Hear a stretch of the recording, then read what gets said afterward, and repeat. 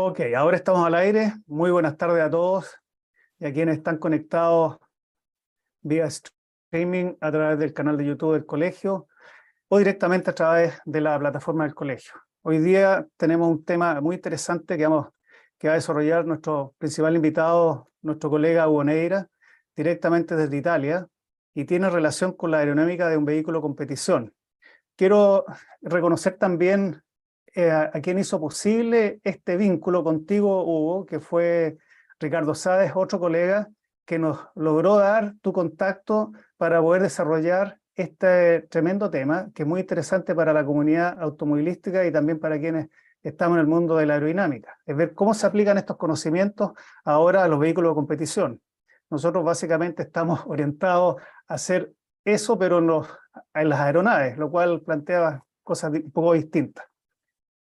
Quisiera mencionar algunos antecedentes tuyos. Primero, que eres Bachelor Science en Ingeniería Mecánica y posteriormente Máster en Ingeniería Mecánica de la Universidad de Concepción, especializado en Sistema de Propulsión en la Academia Politécnica Aeronáutica de la Fuerza Aérea de Chile, laureado condecorado de la FACIA, es un reconocimiento de la industria aeronáutica y el espacio francesa, de la Aeronautical and Space Institute.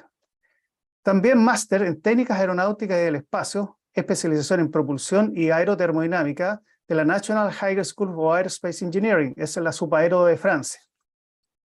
En el ámbito aeronáutico, experiencia, ingeniero motores en la empresa ENAER, Empresa Nacional de Aeronáutica de Chile, el año 99 al 2000. Posteriormente, ingeniero de aeroestructuras, también en la misma empresa. Y con una gran experiencia en el automovilismo. En aerodinamicista, desarrollo del auto de carrera Opel Vectra.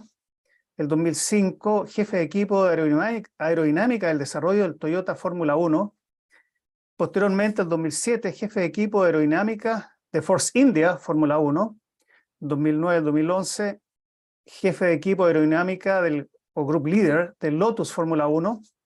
Senior aerodinamicista de la Mercedes-Benz AMG GT Race Car. 2013 al 2015, la misma posición, pero en la Ferrari, en el desarrollo del auto de carrera, el GT, proyecto Leader Project de aeroestructuras, ingeniero de performance de pista de la Lamborghini Huracan GT3, Antonelli Motorsport y en el Racing Team Imperiale. Posteriormente en el grupo Lamborghini Huracan G3 Evo 3F Racing Team. Del 2019 al 2020, un trackside engineer o ingeniero de pista. Posteriormente, jefe de equipo del Huracan Lamborghini G3 Evo 3F Racing Team, equipo de fábrica de Lamborghini. Posteriormente, el año 2022, coordinador técnico del equipo 3F. Y el 2023, jefe técnico del Lamborghini Essenza SCV12 Iron Link Lamborghini, que es el equipo de fábrica, y con Iron Link que pertenece a DC Rating Solutions, de una empresa de Suiza. Una larga y vasta trayectoria, Hugo, y la verdad que creo que vamos a disfrutar de tu presentación, así que en este momento tú tienes la palabra y adelante. Muchas gracias. Está bien. Muchas gracias y muy buenas tardes a todos. Primero que todo, es un verdadero honor poder contar algo de la experiencia que he estado desarrollando durante todos estos años con la parte de la aerodinámica, sobre todo de los vehículos de competición. Y la invitación, como ustedes pueden pensar, está relacionada a lo que es el mes de la aeronáutica del espacio por una simple razón.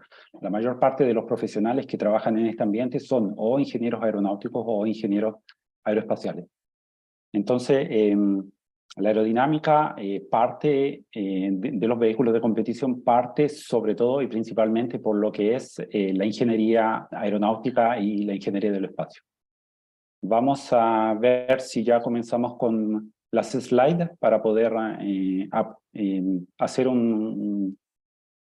perdonen por mi español porque son tantos años en Europa y se me hace un poco difícil incluso recordar mi lengua madre. Ok, estamos viendo.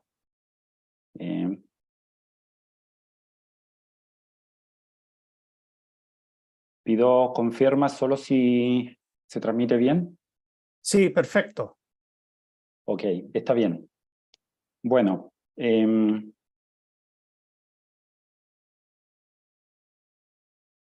ahora, trataremos de hablar de una cosa un poco más diferente de lo que ustedes piensan, por el hecho que hablaremos de aerodinámica, hablaremos de técnica, pero sobre todo hablaremos de ingeniería.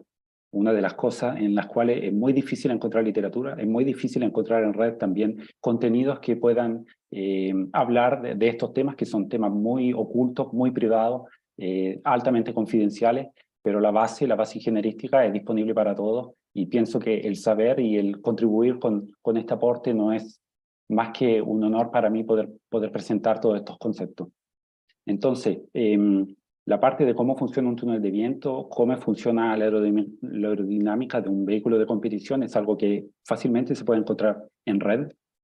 Lo que vamos a tratar de hacer hoy, en vez, es tratar de mostrar un poco más en detalle por qué la aerodinámica se desarrolla en ese modo y cuál es la razón, y que lo veremos que sobre todo viene de la pista, del comportamiento dinámico del vehículo en pista, por qué la aerodinámica nació y se estudia en modo experimental en este modo.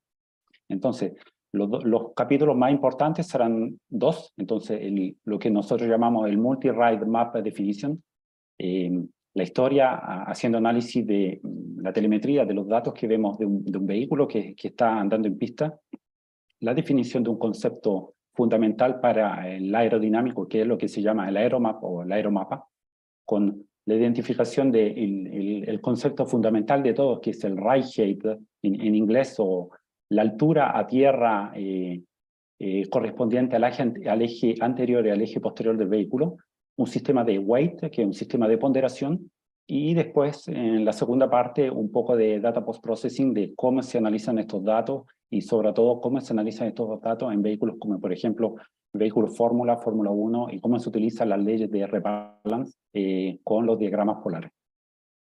Como introducción a todo esto, en todo caso, es necesario aclarar que la aerodinámica de vehículos de competición se realiza fundamentalmente en túneles de viento de los que se llaman a ciclo cerrado. ¿Qué quiere decir que es ciclo cerrado? Que tenemos un ventilador, el flujo recorre un circuito en el cual nuevamente es impulsado nuevamente por este ventilador, pero en la parte anterior, en la parte principal, que es el laboratorio de análisis y de prueba y de mediciones experimentales, existe esta zona donde el aire se tranquiliza, se trata de volver laminar, se prueba a acelerar el flujo hasta donde llega a la cámara de prueba. En esta cámara de prueba, ¿qué es lo que se trata de hacer principalmente? Tener la presión dinámica constante, de modo de poder estudiar el flujo que corre durante la vena cuando un modelo de galería del viento está en esta zona.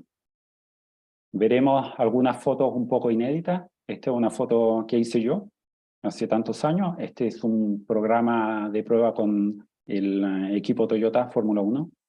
Lo que vemos aquí es lo que estábamos viendo en la zona anterior, este pequeño espacio que es la test section. En este caso, este es un túnel de viento un poco particular, porque cuando tú introduces un modelo de galería del viento al interior de un espacio así restringido, se produce un blocaje. Entonces, para reducir este blocaje, se utilizan lo que se llaman vented walls, paredes ventiladas, o si no, se utilizan adaptative walls, de modo de compensar la variación de velocidad que tiene que ser al exterior en este caso del vehículo, del modelo, lo más homogénea posible para poder medir en modo correcto las fuerzas aerodinámicas, que es lo que interesa.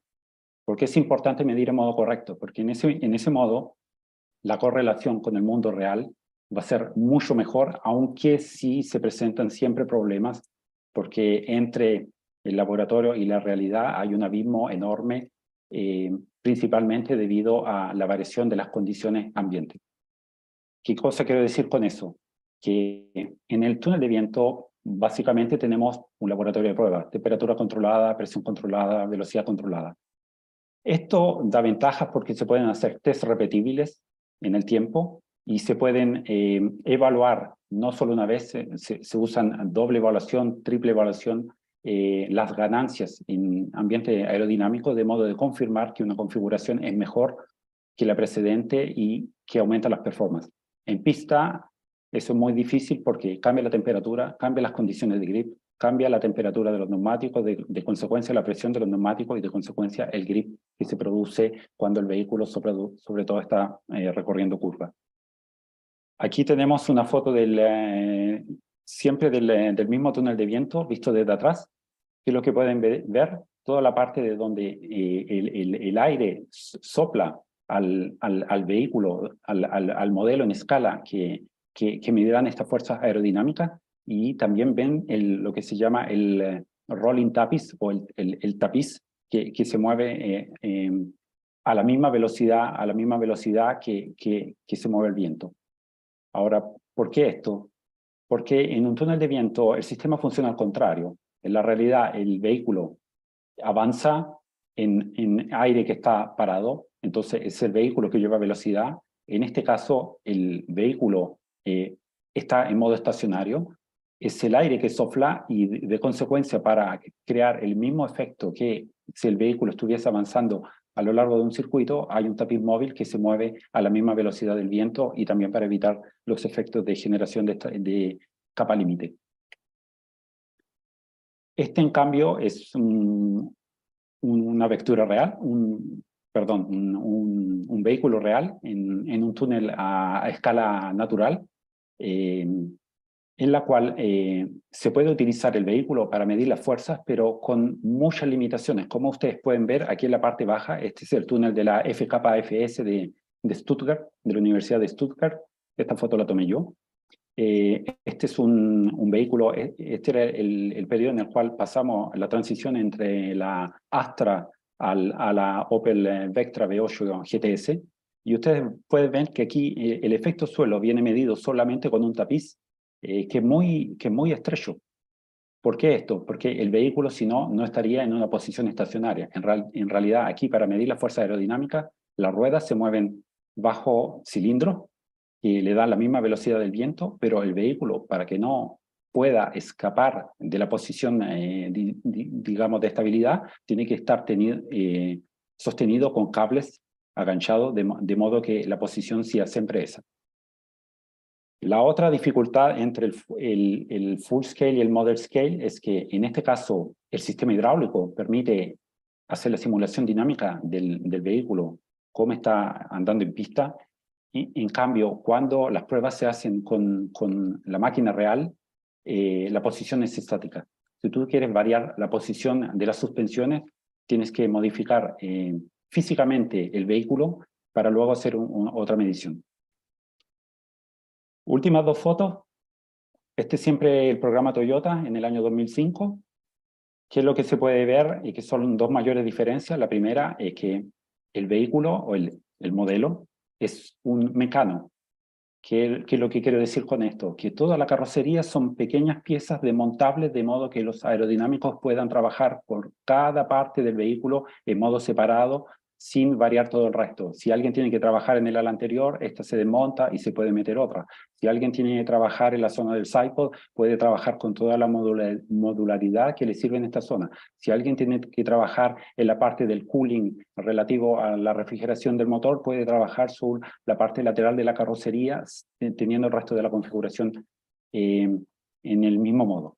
La segunda diferencia, y esta también quería sotolinear ahora, quiero subrayar ahora porque lo veremos también al final de la presentación, es que en los primeros años, aquí estamos hablando en el 2005, de los años 90 hasta más o menos los años 2008, 2010, se utilizaban brazos ruedas para medir el CX que venía producido por los neumáticos, el cual se sumaba al CX que se medía en el modelo para obtener el drag total del vehículo.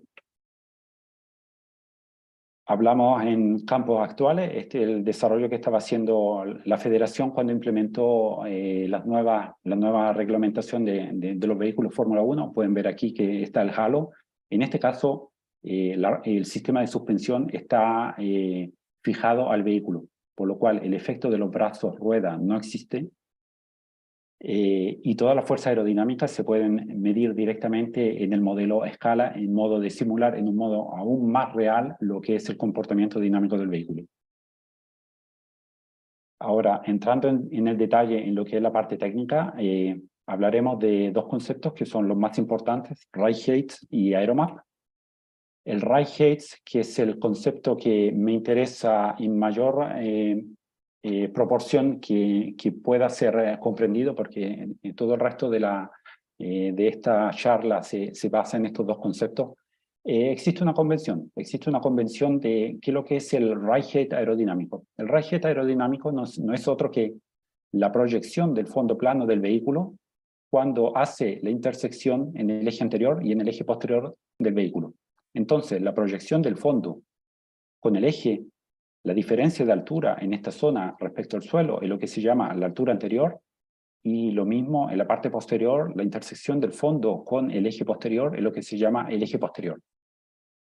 ¿Por qué se usan estos dos conceptos? Porque para estudiar la dinámica del vehículo y para estudiar la aerodinámica, se utilizan lo que se llama los aeromaps. Los aeromaps no son otra cosa que un gráfico en 2 dimensiones de un tercer parámetro, que es un parámetro tridimensional. Entonces tenemos un coeficiente aerodinámico de downforce, que puede ser un coeficiente total, un coeficiente anterior, un coeficiente posterior.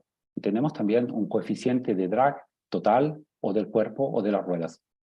Se mide el balance aerodinámico, se mide la sensibilidad al pitch y se mide la eficiencia sí del cuerpo que sí la eficiencia total del vehículo. ¿Cómo se hace esto? Se hace utilizando lo que se llaman las mapas aerodinámicas. En este caso vemos una mapa aerodinámica del comportamiento del downforce en el eje anterior del vehículo. Y en este caso, ¿qué es lo que vemos? Lo que vemos aquí en el eje vertical es la altura del eje anterior, desde 5, por ejemplo, en este ejemplo, hasta 35 milímetros, y en el eje horizontal, la altura del eje posterior, en este caso, un ejemplo de 15 a 65 milímetros. Entonces, lo que vemos aquí graficado no es otro que una superficie tridimensional, la cual está cortada por las isolíneas, que son las isovalores de los coeficientes aerodinámicos a una combinación, por ejemplo, de una altura anterior 30 con una altura posterior 60, tendrá un valor de 0,92. Cuando el vehículo está a una altura anterior 15 y tendrá una altura posterior 30, tendrá un valor cercano al 1. Entonces, ¿qué es lo que sucede? Estas isolíneas no es otro que una analogía como para, por ejemplo, cuando nosotros vemos las cartas topográficas y donde se ven que las montañas están cortadas con curvas de nivel y se ve que el nivel a cada vez se reduce el corte que vemos en estas líneas topográficas, que corresponde a una variación de altitud. Es exactamente lo mismo. Nosotros aquí lo que tenemos es una superficie tridimensional que está desarrollada en el eje Z. En el eje Y vemos el eje anterior del vehículo y en el eje X vemos el eje posterior del vehículo. Entonces, vemos que la carga aerodinámica anterior aumenta en esta dirección, en este caso particular, y aquí en fondo vemos una línea que es una línea hipotética que estamos viendo y que significa, por ejemplo, en este caso, que esto es el pavimento, tierra.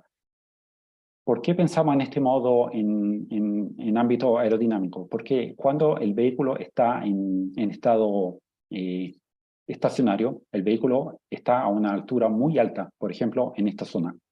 Y cuando el vehículo comienza a acelerar y comienza a tomar velocidad, el vehículo, por el efecto suelo y por el efecto de la carga vertical aerodinámica, comienza a acelerar y comienza a reducir la altura anterior y la altura posterior del vehículo y se acerca a esta zona.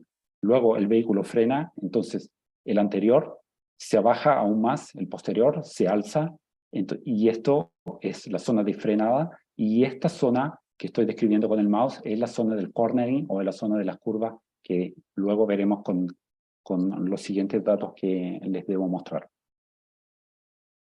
Aún más complejo, vemos aquí un plot de aeromaps con 4 coeficientes. Se pueden hacer con todos los coeficientes de interés que interesan al área de estudio. Aquí vemos el comportamiento del balance aerodinámico de un vehículo.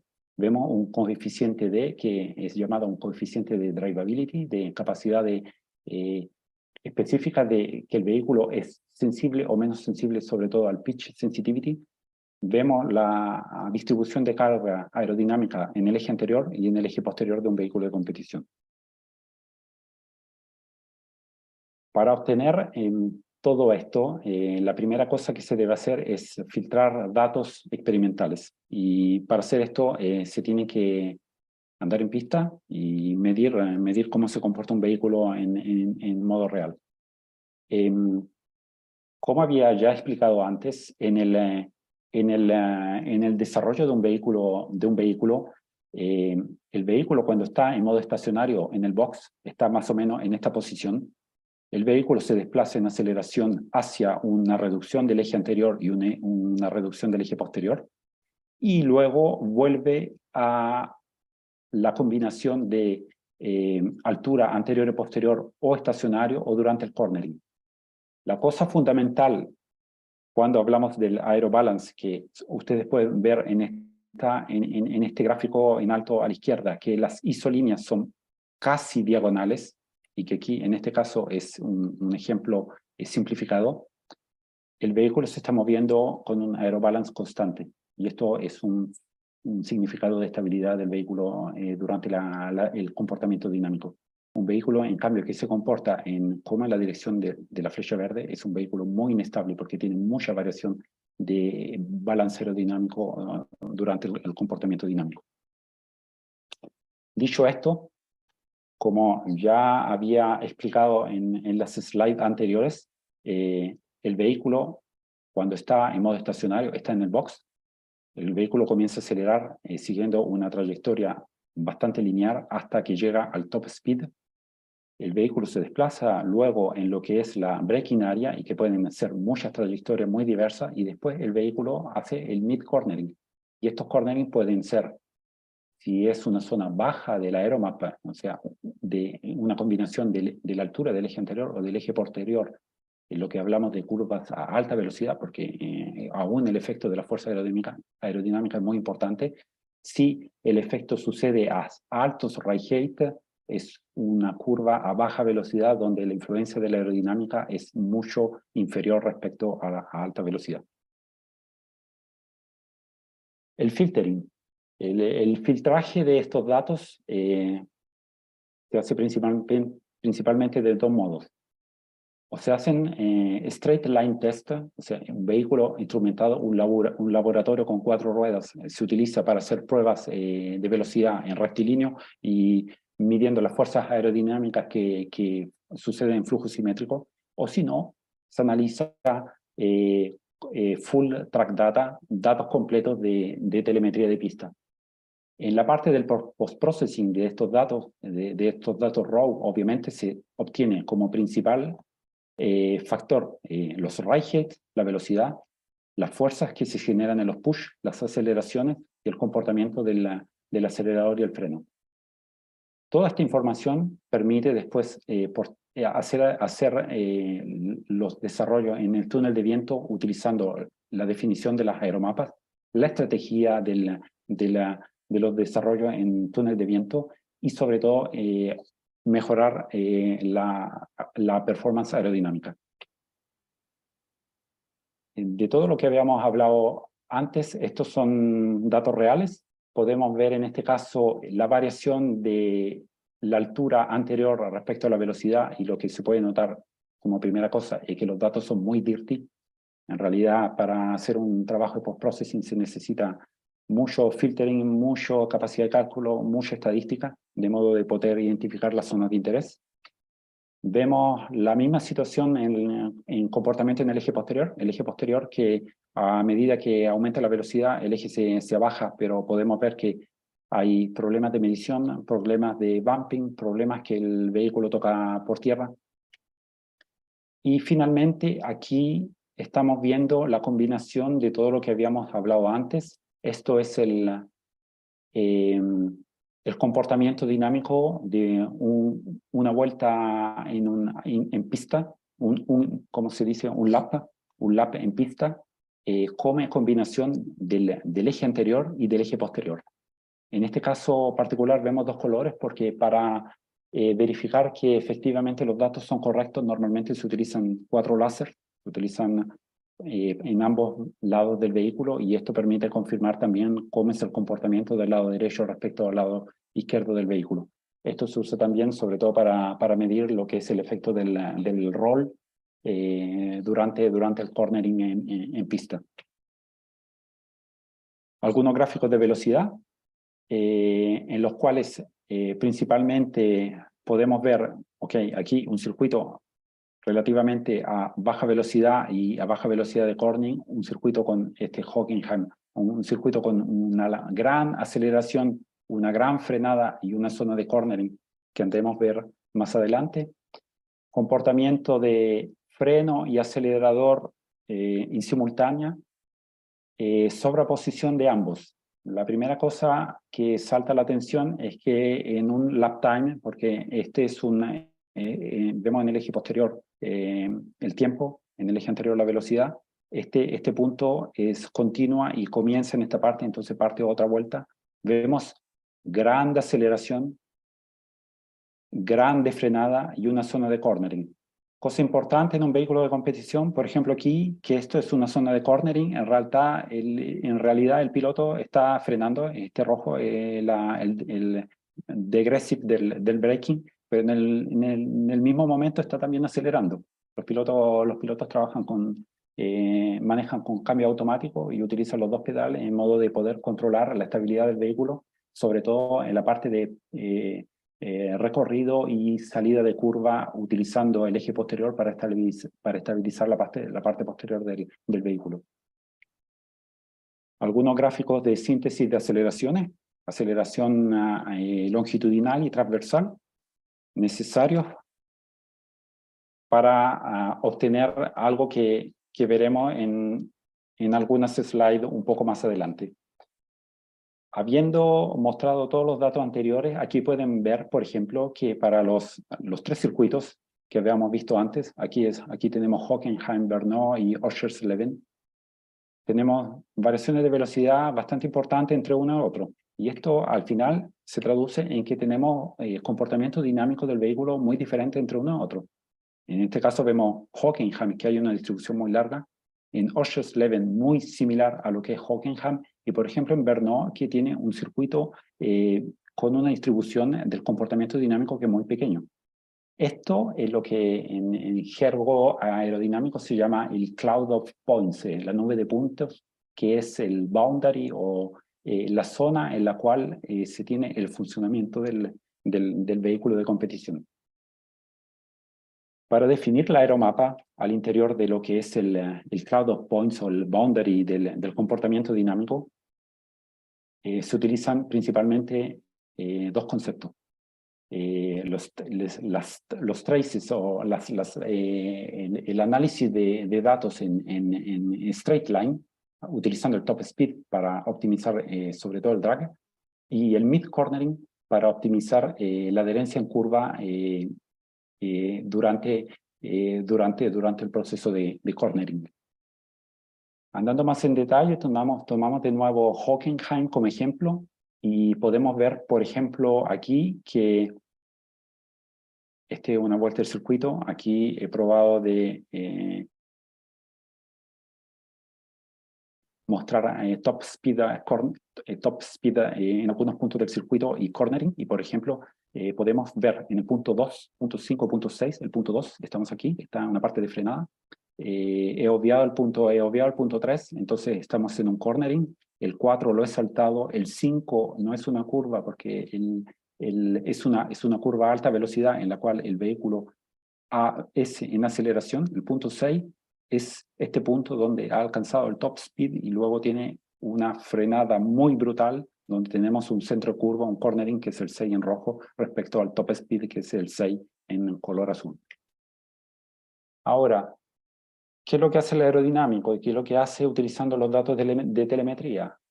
Trata de identificar los puntos de top speed, que son los puntos azules que están viendo aquí en la zona alta, que estos son fáciles de identificar porque ves un valor absoluto que está aumentando en el tiempo. Entonces, cuando ya la velocidad es máxima, a saber cuáles son los ride heights que tiene en relación al eje anterior y al eje posterior del vehículo.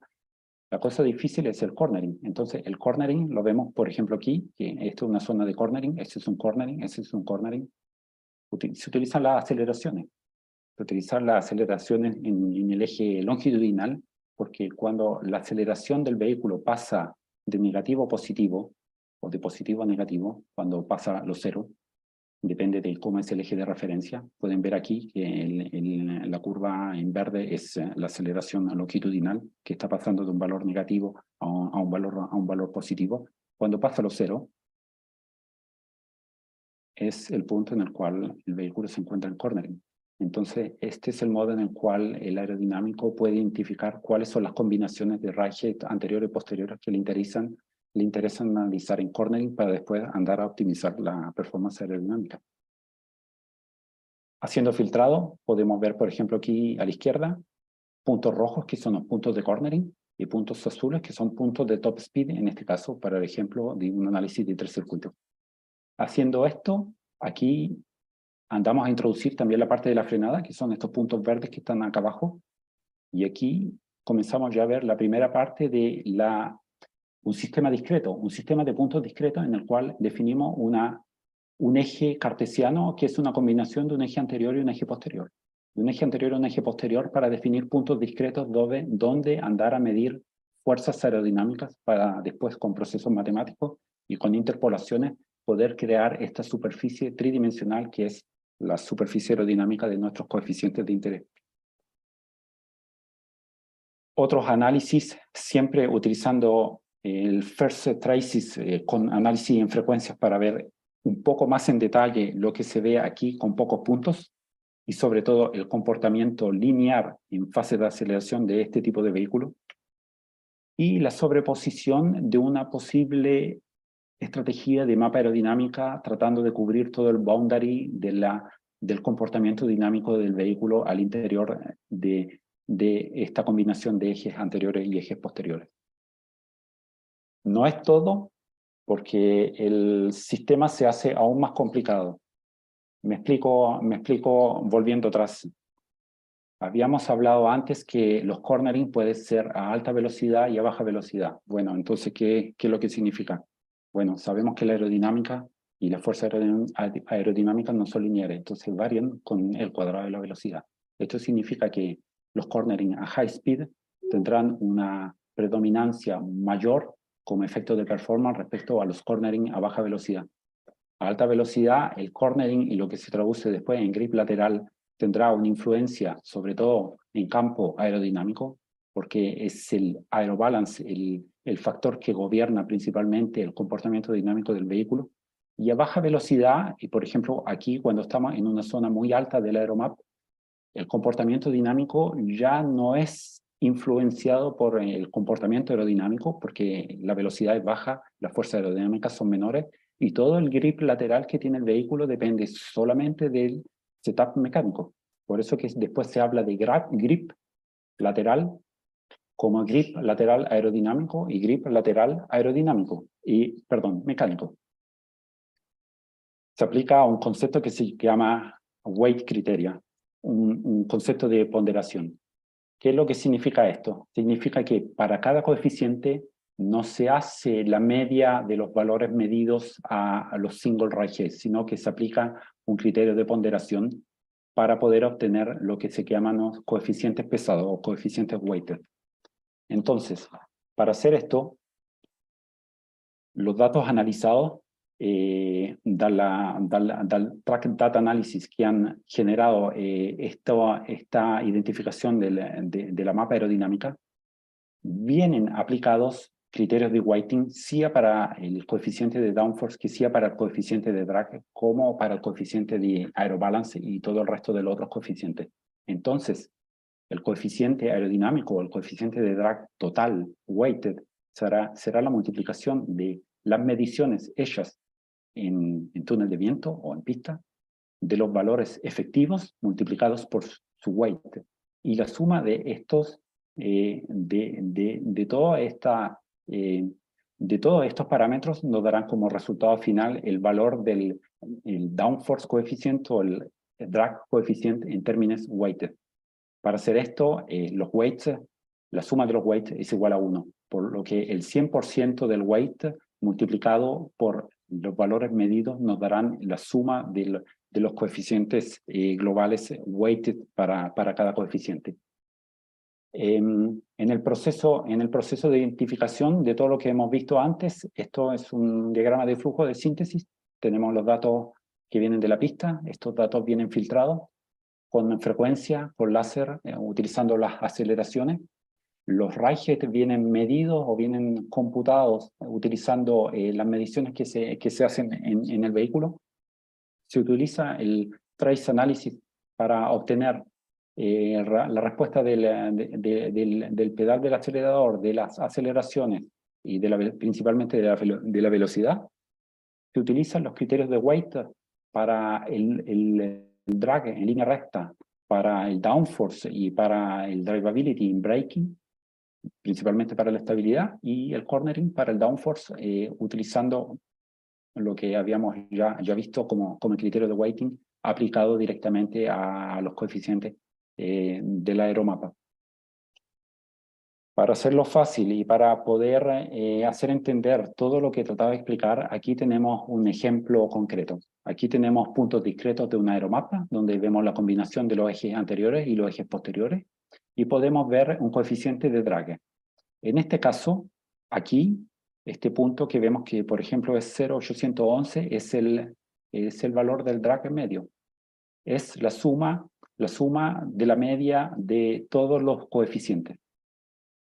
En aerodinámica esto en realidad no interesa mucho, porque como ya hemos visto, la aerodinámica es fuertemente relacionada con la dinámica del vehículo. Entonces lo que te interesa en este caso es, por ejemplo, optimizar el drag cuando el vehículo es a top speed, cuando el vehículo se encuentra a un bajo ride height anterior y un bajo ride height posterior. Entonces, si ustedes ven, por ejemplo, aquí el weight, los criterios de weight, pueden ver, por ejemplo, en este ejemplo que cuando el vehículo está muy bajo, por ejemplo, cuando el vehículo está a 13 de anterior y a 23 de posterior, prácticamente está atacado al suelo, el weight corresponde al 11% del valor total del coeficiente de drag.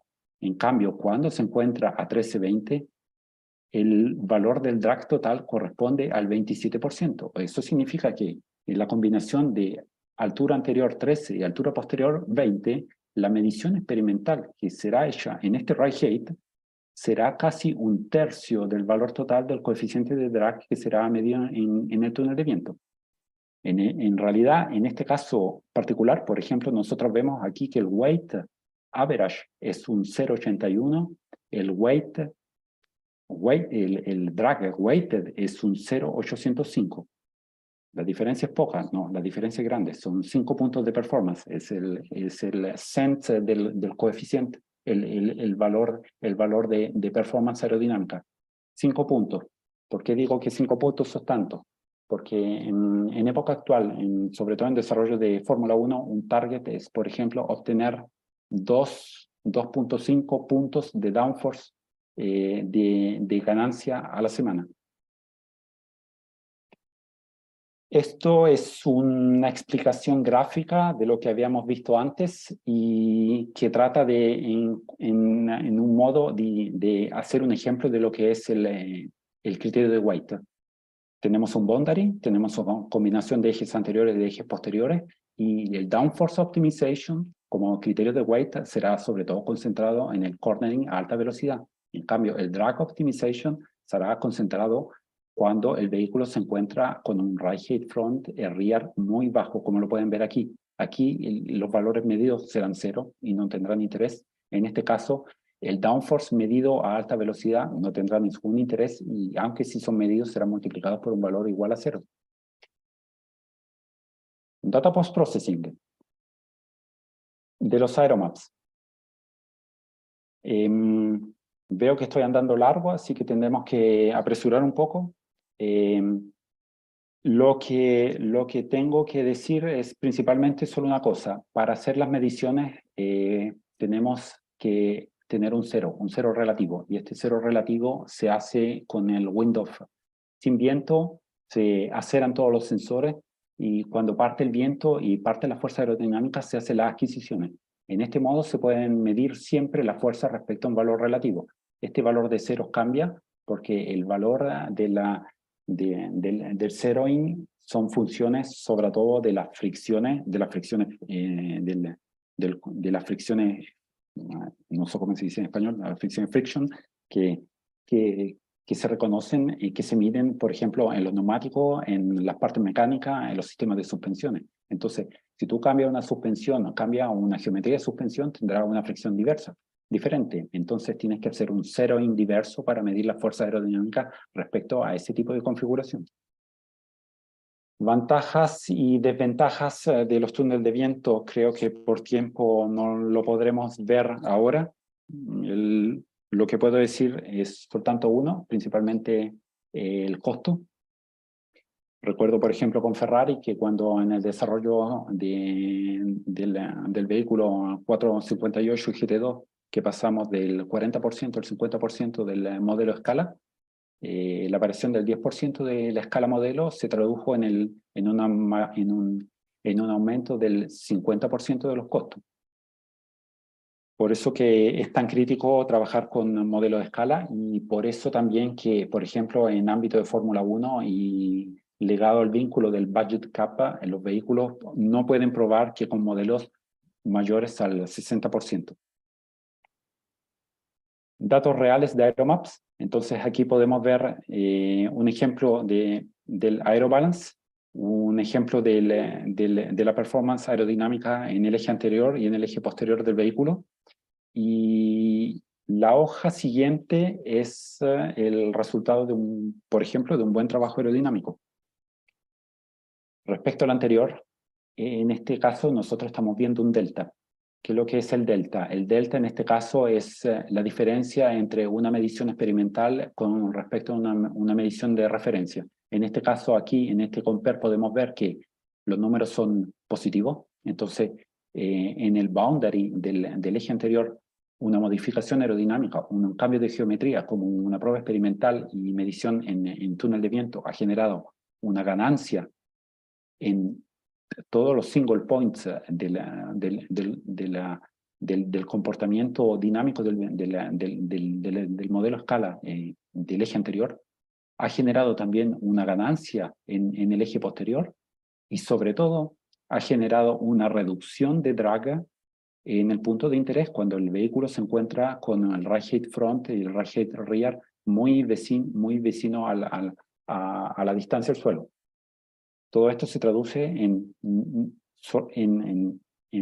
aumento de la eficiencia aerodinámica, como podemos ver en este caso, porque en la parte superior del Aeromap la eficiencia es sobre todo por el aumento de downforce y en la parte inferior por la reducción del drag. En vida real y en túnel de viento, cuando el aerodinámico está haciendo las pruebas, ya puede ver y también puede descartar en modo inicial para salvar tiempo lo que es una prueba aerodinámica que puede ser buena, una prueba aerodinámica que puede ser mala. En este caso, por ejemplo, vemos un panel de control donde hay una definición de una mapa aerodinámica y hay un punto aquí que vemos de color verde y en este punto podemos ver en tiempo real las mediciones. Entonces, en este caso, aquí en alto a la izquierda vemos un RAN de compare, que puede ser, en este caso, por ejemplo, el RAN 49 respecto al RAN 50. Si el RAN 49 es un RAN de referimiento, podemos ver que la modificación aerodinámica que está comportando este RAN está dando valores positivos de gain, de ganancia de downforce y de reducción de drag, por lo cual el aerodinámico que está conduciendo los tests podría considerar, por ejemplo, de completar completamente toda la medición y definir una configuración de referencia con esta nueva optimización. En cambio, si durante la medición ves que la primera medición, la segunda, la tercera, la cuarta van mal, se puede incluso decidir de hacer abort, cancelar el run y pasar a la modificación sucesiva, de modo de optimizar el tiempo en túnel de viento. Cuando se hacen los desarrollos aerodinámicos, el aerodinámico también tiene que verificar, uno, la simetría del flujo y dos, también optimizar el cooling, la refrigeración del vehículo. En ejemplo práctico, por ejemplo, aquí podemos ver la distribución del CP en un modelo a escala, y donde en este caso se pueden ver la variación de CP para cada ride height, y sobre todo la variación de CP como simetría de flujo, en este caso porque era una prueba en flujo simétrico, en lo que se llama straight line. Y lo mismo también se aplica a la parte de la refrigeración. Entonces se simulan los radiadores en el modelo escala, considerando una pérdida de carga que sea lo más similar posible a lo que es los radiadores en vida real. Esto se hace también en campo experimental. Se toma un radiador, se mide la presión de la cara anterior, de la cara posterior, se obtiene la pérdida de carga, y después en los modelos a escala se meten grillas de bloqueo para simular la pérdida de carga que se podría obtener con el radiador, con un radiador real en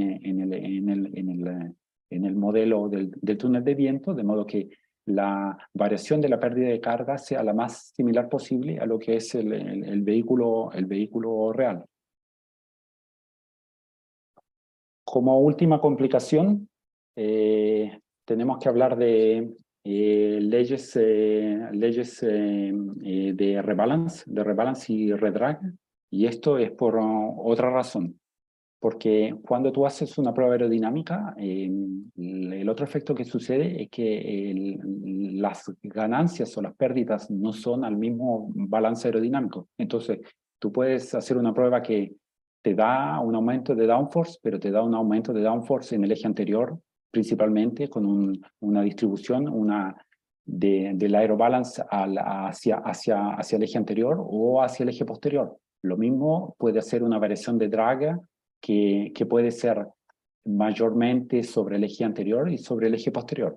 Entonces, cuando tú obtienes un gain o una pérdida, tienes que portar al valor del target de balance o portar al valor del target de drag, de modo de poder confrontar en el mismo modo la variación geométrica de la prueba experimental en túnel de viento. Para hacer eso, en forma bastante sintética, porque ya veo que andamos a conceptos que son aún más complejos, se usan dos leyes de rebalance. El reval, que es confronto al mismo aerobalance; el redrag, que es el confronto al mismo valor de drag. En realidad, si come una vuelta que se hace una prueba experimental, se miden los coeficientes de aerodinámicos en un single ride height. No se utiliza el average, pero se utiliza el weighted. Luego, este weighted, siempre por procesos matemáticos, se portan al target de balance, al target de drag, y una vuelta que tienes el CZ o el CX rebalance, el CZX redrag, luego obtienes el CZ equivalent, que es el que para un valor definido de drag, tú portas al mismo target de aerobalance. Entonces, una configuración cambia, y una configuración es mejor si tú tienes un coeficiente aerodinámico equivalent que es superior al de la baseline, porque tus valores de rebalance y tus valores de redrag son superiores, uno mayormente respecto al otro, o quizás ambos, y que te generan un valor equivalente que es superior al del valor de tu configuración de referencia. Para hacer esto, no entraré mucho en detalle, pero les muestro solo que se utiliza mucha matemática. En Fórmula 1, el rebalance es gobernado principalmente en el ala anterior, es el flap del ala lo que te permite mover el target de balance a lo que es el target de diseño, y en cambio es el ala posterior lo que te permite obtener el valor de drag y sobre todo el valor de top speed que te sirve para un circuito definido de pista. Esto es parte de lo que se utiliza para hacer rebalance con el front balance y obtener al final la eficiencia equivalente, la eficiencia en rebalance con el ala anterior. Lo mismo aplicado por analogía el ala posterior utilizando un coeficiente de SZ de redrag y un coeficiente de aerobalance de redrag y una eficiencia total de redrag. Y al final, para un target definido del drag, un CZ equivalente donde se utiliza el coeficiente total rebalance con el efecto del redrag para la diferencia entre el target impulse de todo el drag de referimiento respecto al, no veo lo que está aquí atrás, respecto al valor de drag que viene como resultado del valor de rebalance.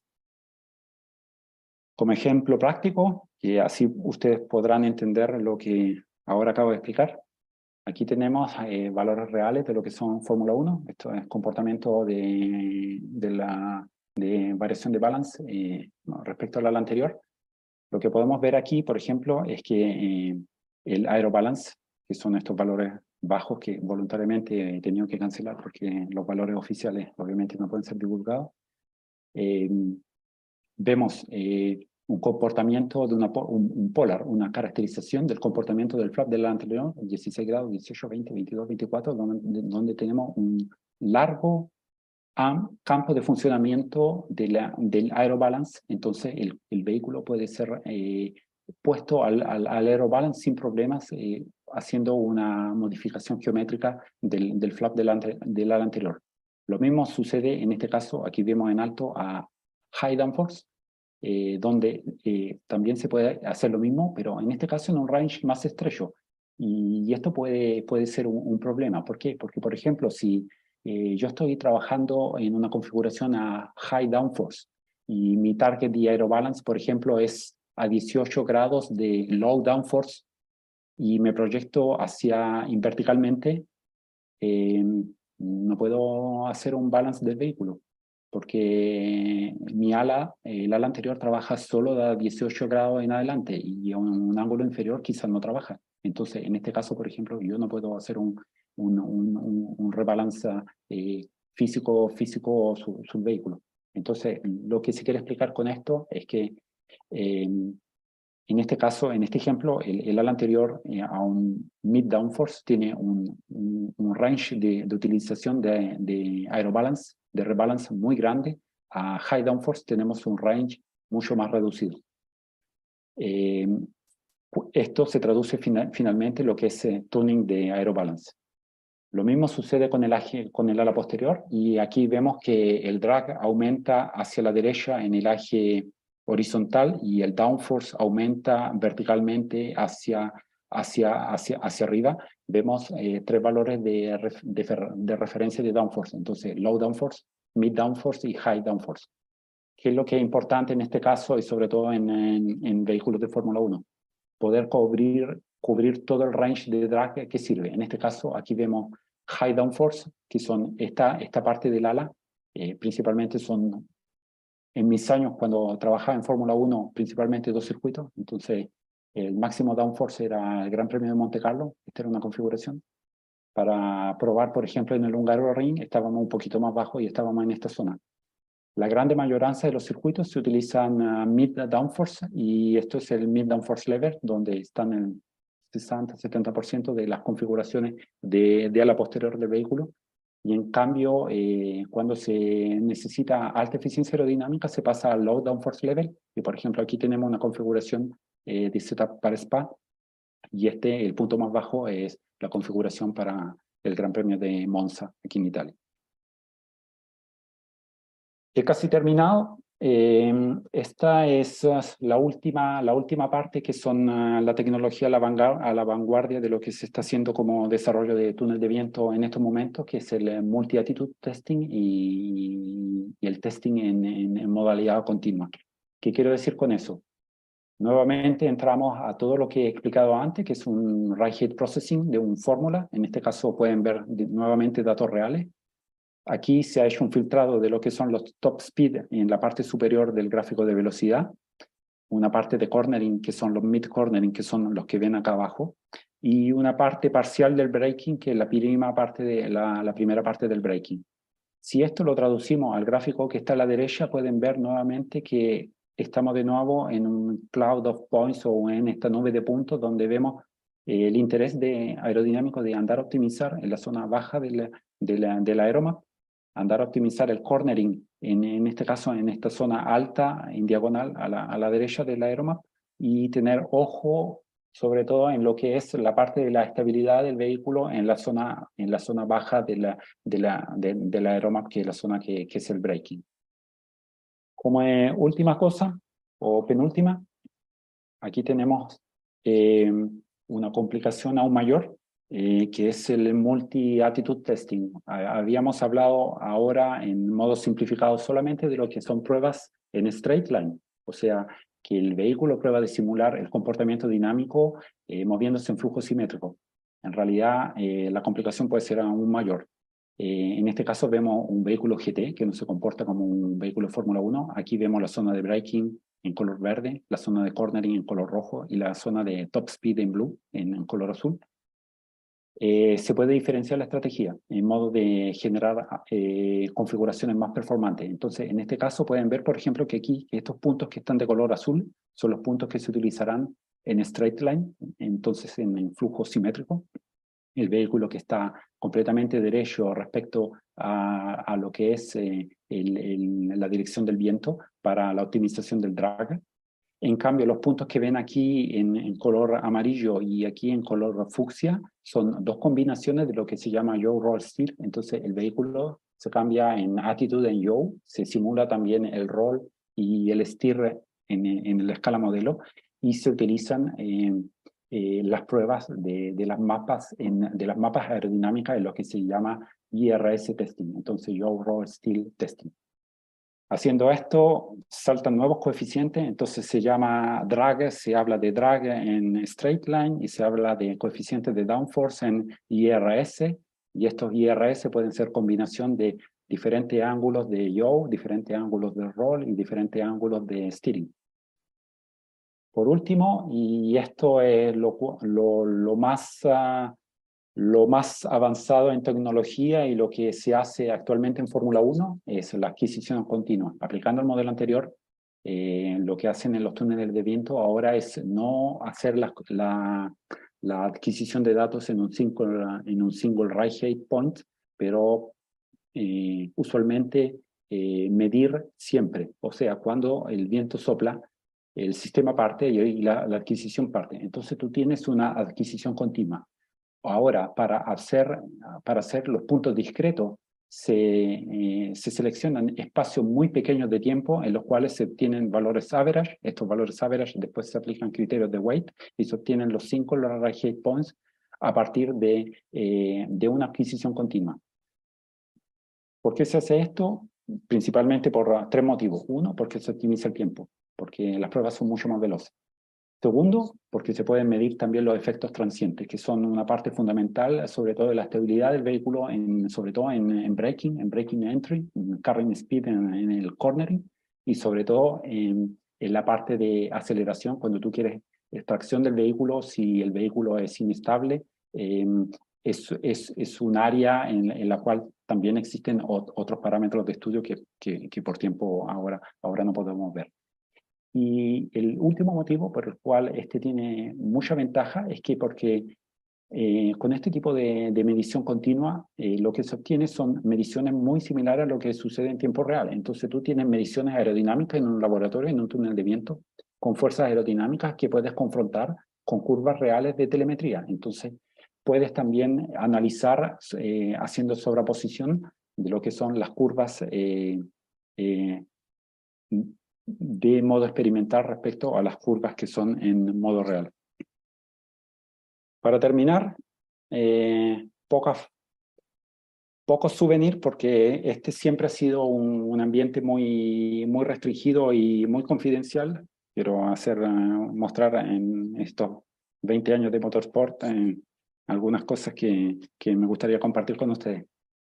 Uno de mis primeros años, aquí estamos hablando del 2004, este es un modelo Opel Vectra V8 GTS, un modelo que desarrollamos para Opel Performance con un modelo a escala al 20%. La siguiente foto es la única foto que tengo en Fórmula 1 porque era un ambiente muy fundamental, muy confidencial. Vinieron los dirigentes japoneses y esta es una foto recuerdo con el Toyota F1 del 2006 en el túnel de viento.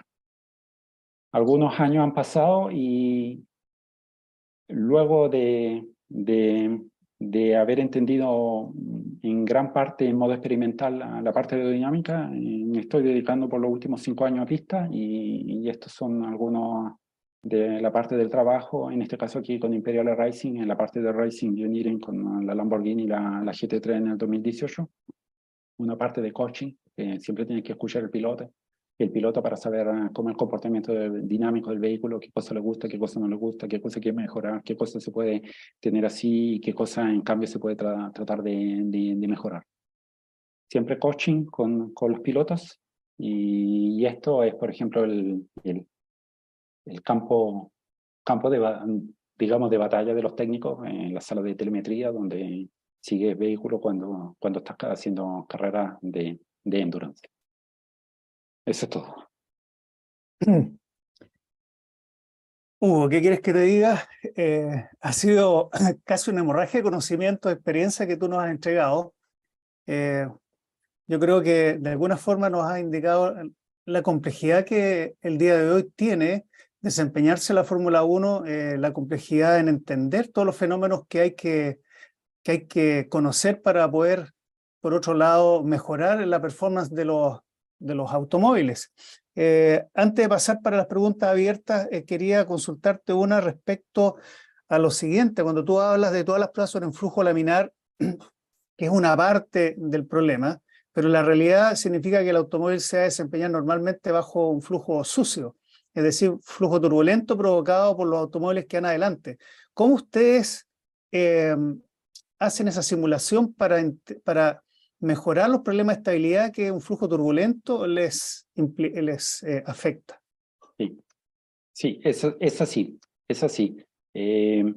Ahora, para, para responder, el flujo laminar, cuando me refería a la presentación al inicio, corresponde solamente al flujo en la vena del túnel de viento, en la cámara de prueba. Se trata de obtener el flujo laminar. Pero en realidad, en un modelo a escala y también en la vida real, cuando el flujo de aire toca la parte anterior del vehículo, ya se transforma en flujo turbulento. Entonces, todo lo que se estudia en aerodinámica, sobre todo en open wheels, en los que son sobre todo ruedas descubiertas, es todo flujo turbulento. ¿Cómo se dice? El trick, no sé cómo se dice en español, el trick, la astucia. La El astucia, truco. sí, el truco. Sí, la astucia, manejar la vorticidad, manejar la turbulencia y manejar la vorticidad. Entonces, el trabajo en incógnita que tiene el aerodinámico es de generar vórtices que puedan generar principalmente 3 efectos. El primero, en las open wheels, en la parte anterior, vorticidad en lo que se llama upwash de la carrocería del vehículo para que la turbulencia no afecte el resto de la carrocería donde tú has optimizado geometría aerodinámica.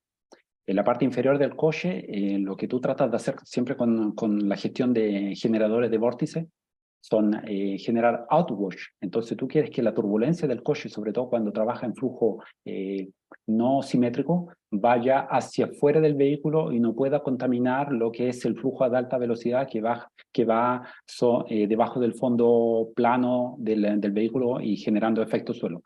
Y en la parte posterior, sobre todo para disturbar el vehículo que está atrás de ti, sobre todo para disturbar la aerodinámica del que te sigue, generar mucho upwash, mucho aire sucio, mucha turbulencia, de modo que la persona, el vehículo que está detrás de ti, no tenga las condiciones optimales de su vehículo para que pueda obtener performance.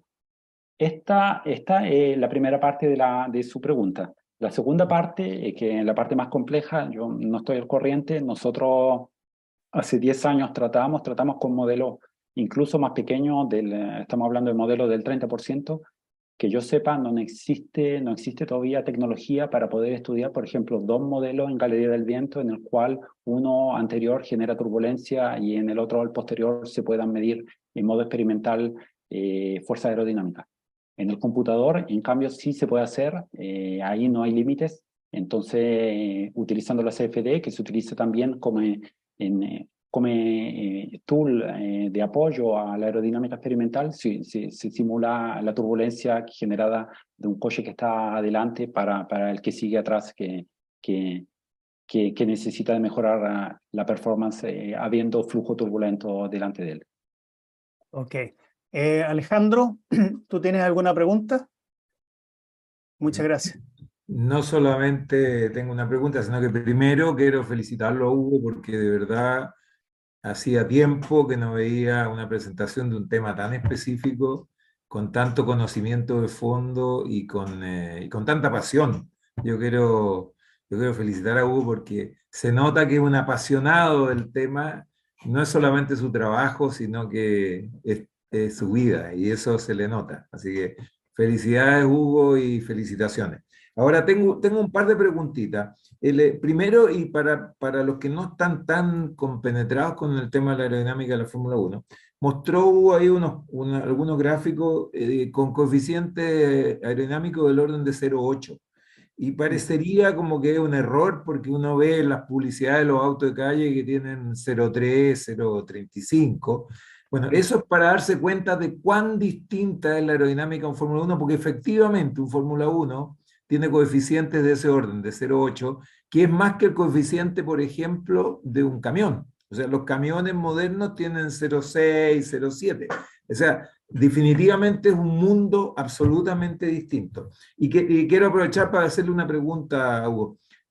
Todo esto es como para llegar al balance perfecto del auto perfecto, pero afortunadamente o lamentablemente, arriba de ese auto va un humano que no es perfecto y que tiene sus preferencias. ¿Cómo ustedes correlacionan esta data con los gustos personales del piloto? Tú lo tienes claro, hay algunos que les ¿Sí? gustan los autos firmes de trompa, otros sueltos de cola, y eso incide.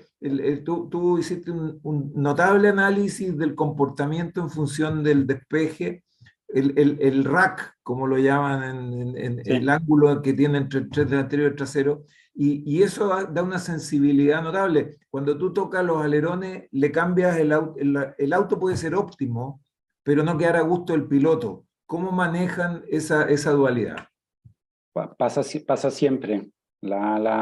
Pasa siempre. La primera cosa que te puedo decir que sobre todo el ingeniero de pista, el técnico, es un muy buen psicólogo y tiene que aceptar y digerir en algún modo ¿cómo se dice? Los inputs que te da el piloto, pero también las partes negativas de cuando el vehículo no le gusta. Dicho esto, el setup del vehículo de competición en cornering es tan complejo, pero tan complejo que en estos 20 años nunca he visto y nunca hemos obtenido un coche perfecto. Entonces, como no existe, tienes que llegar a compromiso. Entonces, el top speed se define con el nivel de carga aerodinámica del vehículo, entonces alto cargo, bajo cargo y la potencia del motor, y ahí no hay problema. El problema es el cornering. Entonces en el cornering tienes que, principalmente se divide, tú sabes muy bien, se divide en tres fases. Entonces el braking, entry, el, ¿cómo se llama? El mid cornering y el exit. Entonces tienes que aceptar o que eres un good braking y un good cornering, o si quieres un good cornering y un good exit, pero habiendo un mal braking. La estadística muestra que la cosa mejor es siempre tener la parte fundamental del cornering en la frenada, entonces una muy buena frenada, una frenada muy estable y una frenada con un cornering lo más estable posible, y la parte del exit que se la tiene que se la tiene que en cualquier modo compensar el piloto. Pero aquí también se abren otros dos capítulos porque tú también sabes muy bien y quien conoce el setup de vehículos de competición. Después entramos a que a algunos pilotos les gusta understeer, a otros pilotos les gusta oversteer. El vehículo que vence, que gana, es casi siempre ligeramente oversteer. Ligeramente, pero un vehículo que es safe es un vehículo que a alta velocidad es ligeramente understeer y en baja velocidad es ligeramente oversteer. Y esa, Esto, por lo demás es la diferencia entre los pilotos que ganan y los que no ganan. A mismos autos hay pilotos, lo estamos viendo ahora entre Verstappen y Pérez, que uno anda mucho mejor que el otro, es porque en muchos casos el setup no le acomoda a uno y sí le acomoda mucho al otro. Y eso se ha dado por siempre en los equipos que el piloto número uno, el principal, pone el auto desde la etapa de desarrollo a su gusto. Y el segundo piloto tiene que tratar de adaptarse lo mejor que pueda. Eso es como siempre. Solo un último alcance, Hugo. Mencionaste, y solo para aclararlo, porque es un error muy difundido, mencionaste que los pilotos manejan con los dos pedales y que tienen cambio automático. En rigor, los autos no tienen cambio automático, tienen cambios mecánicos con accionamiento, digamos, electroneumático. sí, cambio secuencial, cambio secuencial. Claro, pero la reacción clutch, del sí. auto es como un cambio mecánico, no es que tengan el retardo, por ejemplo, del convertidor de torque o una caja automática, para nada. Sí, no. Sí, está bien. Sí, sí. Eso viene a aclarar. Sí. Por ejemplo, Lamborghini manejamos un quick shift, el cambio de velocidad de 0 a 1 segundo. De quick shift. Oye, ¿y ahí en Lamborghini tuviste ocasión de conocer a Benjamín Ites, que está corriendo con esos autos? Mire, hace 2 años lo encontré porque cuando trabajaba con FFF Racing, él corría con Ferrari, sí, con Ferrari, me acuerdo, porque Sí. tenía la bandera chilena como publicidad en el ala posterior de Ferrari y hablamos un poco mientras yo era competidor con el team Ferrari, perdón, con el team Lamborghini. Pero ahora está en Lambo, así que si Sí, te llega a ahora tocar, es piloto oficial Lamborghini, sí, desde el pues, si año, te toca, desde el año pasado. darle un setup especial. ¿Eh? Tenemos que ayudarnos entre los chilenos. Sí. Downwatch. Gracias, Alejandro. Hugo, perdón, puedes dejar de compartir pantalla si quieres. Tengo una pregunta de alguien que tú conoces. Ricardo Sáez. Estimado Hugo, felicitaciones por la brillante trayectoria profesional y por la excelente presentación. Recuerdo que en Supaero nuestros profesores de aerodinámica utilizaban túneles verticales de fluido líquido para conocer el comportamiento aerodinámico de modelos a escala de vehículos de competición. Quisiera saber qué tan común es el uso de esos dispositivos actualmente y también en qué medida ustedes se apoyan de simulaciones utilizando mecánica y fluido computacional, que es CFD. Muchas gracias. Bueno, agradezco a Ricardo, tengo muy buenos recuerdos, fuimos compañeros de estudio en Francia por lo que eran algunos ramos comunes, mientras él estudiaba la parte de estructuras aeronáuticas y yo hacía la especialización en la parte de propulsión. Ahora, los túneles verticales de fluido, y sobre todo me acuerdo que en Supaero había uno que funcionaba con un fluido muy viscoso. En ámbito de motorsport no se utiliza porque existe la tecnología para hacer mediciones directamente con el aire, que es el fluido que gobierna la performance de una de un vehículo de competición. Entonces, los túneles de viento son al 99.9% en motorsport son túneles tradicionales donde se utiliza aire y en forma convencional como las fotografías que vimos durante la exposición.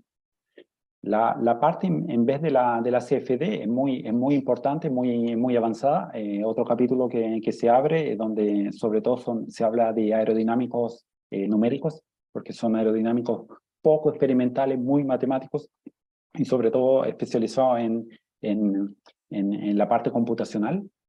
Lo que se hace, por ejemplo, lo que yo le puedo contar en Fórmula 1, en mis tiempos habían grupos de ingenieros aerodinámicos de CFD que lanzaban cálculos y los ingenieros tradicionales, los ingenieros aplicados, hacían sus propios post-processing. Entonces tú tenías que utilizar los datos de los resultados numéricos para hacer tu propio análisis y después utilizar el conocimiento de cómo se movía el flujo a nivel numérico en la parte en la parte aplicada. En el día de hoy, en cambio, esto ha cambiado mucho porque el aerodinámico experimental también es un experto de CFD, de aerodinámica computacional. Tanto es que en el día de hoy, cada aerodinámico de un team de Fórmula 1 todos los días lanza un run de desarrollo. Cada día un aerodinámico lanza uno. Entonces, los aerodinámicos diseñan su superficie, hacen sus conceptos, lanzan los cálculos, tienen grupos de ingenieros de soporte que le permiten optimizar todo el resto que la parte del cálculo numérico, pero cada aerodinámico hace sus propios estudios en forma personal y después con los resultados de la parte numérica va hacia la vía experimental a hacer las mediciones en aerodinámica aplicada. Una última paréntesis respecto a esto. El problema de la CFD es que la turbulencia, si bien es cierto que existe modelo de turbulencia, yo también tengo conocimiento en aerodinámica de CFD y yo también por cuenta personal hago mi estudio. El problema de la turbulencia es lo que se llama el contact patch. La impronta que hace el vehículo a tierra es una impronta variable y es una impronta transiente y no estacionaria. Esta impronta, estos contact patch varía en largueza y en longitud. Y variando este contact patch, lo que sucede es que varía la posición de los vórtices y de la turbulencia que se genera y la cual en un modo o en otro afecta la performance del efecto suelo. Entonces, ¿qué es lo que se hace? ¿Qué es lo que se hace en Fórmula 1 y se hace muy a menudo? Se utiliza una tecnología que se llama la PIV, que es la Particle Image Velocity. En palabras simples, se generan planos virtuales en eje vertical y en eje longitudinal, y en estos planos se utilizan láser Doppler a alta frecuencia. Entonces se hacen planos virtuales láser, donde el láser dispara a alta frecuencia y cámaras a alta resolución toman fotografía del aire, que acompañado con un poco de humo y aire con humo con jabón, como el humo de la discoteca. Y sistemas muy avanzados de software hacen un post-processing y lo que se obtiene después de esto, digamos después de varios días de post-processing, es que se puede obtener los vectores de movimiento de las partículas. Y haciendo esto, lo que se obtiene es entender físicamente cómo se mueven las partículas en modo turbulento, sobre todo en los vórtices, y teniendo físicamente el comportamiento, se va a hacer el tuning de lo que es los modelos matemáticos de turbulencia que después permiten a la aerodinámica del computador optimizar en un modo mucho mejor porque hay un campo experimental que ha ayudado al proceso numérico. Ok, gracias. Alejandro, tú tienes otra pregunta. Tengo una pregunta, pero antes y solo casi anecdóticamente, cuando menciona los ensayos, hace 50 años o por ahí, en el túnel de viento del Departamento de Hidráulica de Bochef, nosotros hacíamos ensayos y para poder visualizar trayectorias tirábamos aluminio en polvo en la boca del túnel y teníamos mucha iluminación, poníamos lo que había de foco disponible, tipo estudio de televisión, y una cámara en velocidad muy lenta. Y logramos fotografiar trayectorias. O sea, el tema es un tema que ha sido recurrente de siempre. La pregunta, quiero aprovecharme de Hugo. Mencionó hace un rato que en los actuales autos el tema del upwash es un tema clave. Y yo he tratado de conseguir información y no es fácil. Y no logro entender bien el concepto. Si Hugo fuera tan amable de gastarse unos minutos en el upwash, se lo agradecería. Sí. Ahora, bueno, ningún problema. Ahora, el upwash actualmente en un Fórmula 1 es menor que antes, pero aún existe. Y hablamos primero de cómo se generaba hace 10 años y ahora cómo se generaba en estos momentos. El difusor expande el aire, luego que va a alta velocidad por el efecto suelo. Entonces, el flujo detrás del vehículo no sigue una trayectoria horizontal, sino que sigue una trayectoria diagonal. Entonces, el aire es disparado diagonalmente hacia arriba. Ahora, en las fórmulas que estamos hablando en el periodo del 2002, 2003 hasta el 2010, existían lo que se llamaba la lower wing, una ala inferior, o la banana wing, y había una ala en la parte superior. Entonces, ¿qué es lo que hacía? Se trataba de mejorar la eficiencia aerodinámica del ala posterior utilizando el upwash que venía del difusor, de modo de acelerar el flujo que pasaba en la parte inferior del perfil. Esto era muy potente y generaba un upwash enorme, tanto es que los vehículos que estaban detrás tenían un flujo verdaderamente muy contaminado. La federación, tratando en cualquier modo de mejorar el sorpaso, trató de limitar el upwash. ¿Y qué es lo que hizo? Hizo por reglamento avanzar el ala posterior hacia la carrocería y eliminó el ala posterior, de modo de tratar de eliminar el link aerodinámico que existía entre la depresión generada del ala posterior y el upwash que venía del difusor. Pero esto en todo caso aún se genera porque el difusor continúa a disparar en cualquier modo el área en modo diagonal hacia arriba en la parte posterior del vehículo y esto en algún modo daña el vehículo que lo sigue. Última anécdota de esto, y para los apasionados que ven las carreras de Fórmula 1, el upwash se ve muy bien cuando llueve. Cuando llueve se ve en la parte posterior del vehículo cómo el agua viene disparada en alto, hacia atrás en modo diagonal. Ese es el famoso upwash. Viene el tren delantero, porque ahora se está hablando de que en estos últimos meses, el gran avance de McLaren, por ejemplo, en los últimos 3 meses, fue porque manejaron mejor el upwash delantero. Eso leí en alguna parte. Puede ser, pero el mérito principal de estas nuevas configuraciones de fórmula y sobre todo porque hay un poco más de ¿cómo se dice? Overtake, Sorpaso, sí. Sí, sorpaso sobrepasar. Adelantamiento es la palabra. Adelantamiento es debido a dos cosas. Una, el DRS, que ayuda mucho porque reduce mucho el drag del vehículo. Y segundo, habiendo estas alas anteriores que son mucho menos desarrolladas de cuanto lo eran en mis tiempos cuando yo seguía Fórmula 1, los vehículos son mucho menos sensibles en la zona anterior a lo que es la turbulencia aerodinámica del vehículo que sigue adelante. Entonces, siendo menos sensibles y sobre todo teniendo como segunda arma el DRS, esto ha aumentado mucho lo que es la capacidad de adelantamiento durante las carreras. Ok, bueno, Alejandro, tendríamos... Sí, Mira, la verdad, las cosas, toda la el tarde. tiempo que sea, sí, el tiempo que sea es corto para la cantidad de información y cantidad de preguntas que pueden nacer de esta tremenda experiencia. Yo la verdad que Hugo, reitero las felicitaciones de parte de todo el Consejo de Aeronáutica y el Espacio, del Colegio de Ingenieros, de quienes estamos acá en el ámbito, por primero tu brillante presentación, brillante trayectoria. Hay todo un esfuerzo detrás que nosotros hemos conversado fuera de cámara, que realmente hacen de tu desempeño actual, la verdad que un tremendo ejemplo.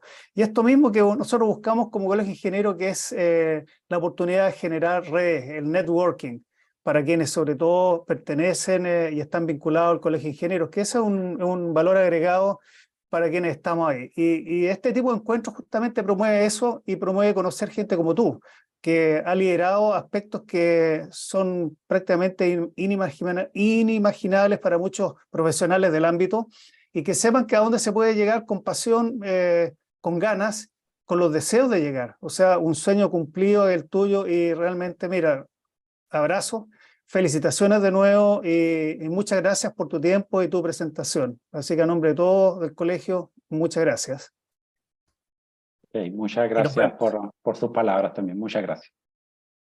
Hasta pronto. Hasta pronto.